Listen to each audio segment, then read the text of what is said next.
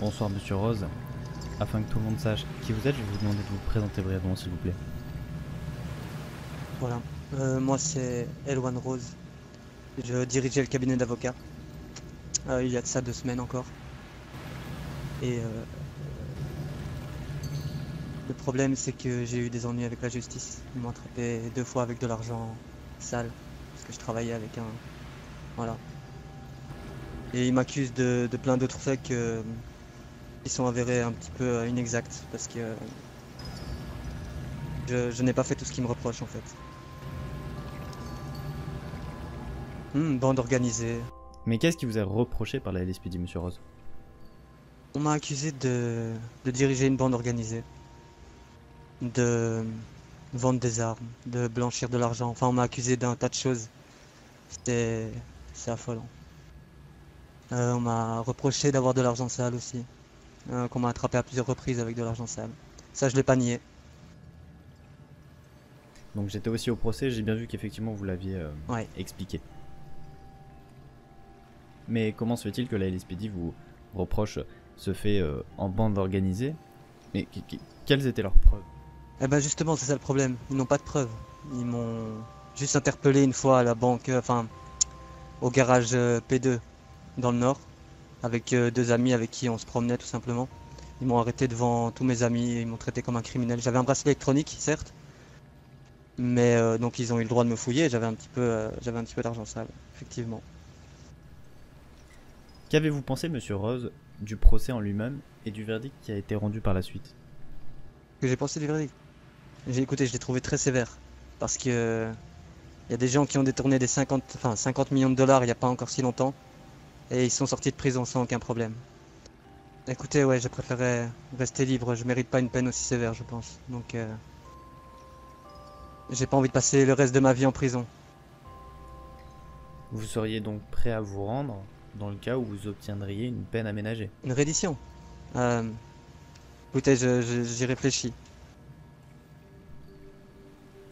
D'accord, donc vous souhaiteriez, Monsieur Rose, rester avec nous, ce qui veut dire que ce qui vous gêne dans la sentence qui a été Ouais. rendue, c'est uniquement la prison fédérale. À vie, en tout cas. Bah oui, bien sûr.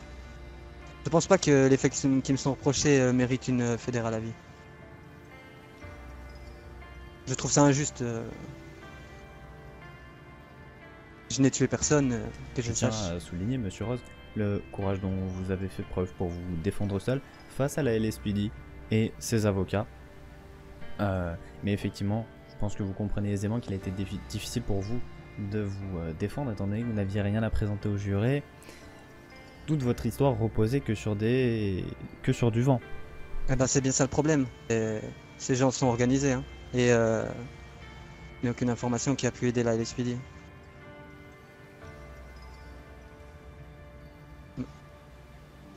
Est-ce qu'à l'heure actuelle, vous regrettez la façon dont vous avez réagi lorsque vous avez été contacté par cette bande organisée dont vous me parlez? Ouais. Est-ce que vous auriez fait les choses différemment en sachant là où ça vous a mené? Écoutez, faire les choses différemment ou pas, c'est surtout que j'avais pas trop le choix. Je tiens la vie. Et bon, c'est pas que je regrette ou quoi, c'est que j'avais pas le choix. Alors pourquoi, Monsieur Rose, si vous craigniez pour votre vie, vous ne vous êtes pas rapproché de la LSPD afin de leur faire part de tout ça et peut-être bénéficier de la protection de témoins? Ouais, bah, dans la LSPD, je peux pas faire confiance à tout le monde non plus. J'ai confiance à personne dans cette vie.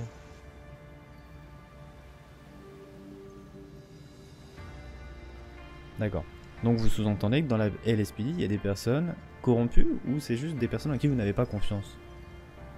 Que ça se saurait, mais j'ai entendu dire certaines choses. Des policiers qui aideraient certaines personnes à trouver des points de drogue, etc. Que vous pourriez nous en dire plus à ce sujet, Monsieur Rose? Mais pour l'instant, c'est des informations que je vais garder pour moi. Je suis prêt à me rendre. D'un côté, je suis prêt à me rendre aussi parce que. Et voilà, ma culpabilité dans cette affaire n'a pas lieu d'être. Enfin, je suis innocent. Donc quand j'avais mis mon bracelet électronique, j'ai été signer mon papier. Enfin, j'ai été signé au commissariat à chaque fois et J'ai déjà fait une semaine de fédéral, j'ai déjà payé toutes mes amendes. J'ai coopéré au maximum avec les forces de l'ordre, ça leur a pas plu ce que j'aurais dit, bon ça j'en peux rien. C'est alors que Monsieur Rose nous a fait part de ses conditions concernant sa reddition. Il voulait proposer donc à la LSPD un aménagement de la peine qu'il avait pour la fédérale. J'ai par la suite été contacté par Monsieur Rose qui voulait me faire part de son désir de se rendre à la LSPD afin de prouver qu'il n'était pas coupable et qu'il était de bonne foi. Celui-ci a été interpellé devant le commissariat par 2 agents de police qui l'ont directement descendu dans les sous-sols du commissariat. Il a été ensuite amené jusqu'au fourgon cellulaire qui lui a permis d'être transféré jusqu'à la prison fédérale lors d'un convoi qui était composé de 4 voitures de police, 2 fourgons blindés et d'un hélico de police. Les 2 fourgons blindés, l'un était composé de Monsieur Rose et le second était vide afin de faire, je pense, l'heure.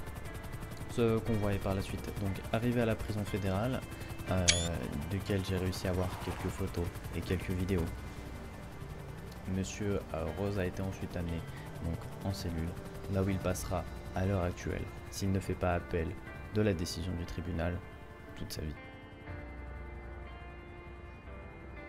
Merci Monsieur Rose de nous avoir permis de couvrir l'événement, de nous avoir permis cette interview et de nous avoir prévenu aussi de sa reddition afin que nous puissions être présents et avoir quelques clichés.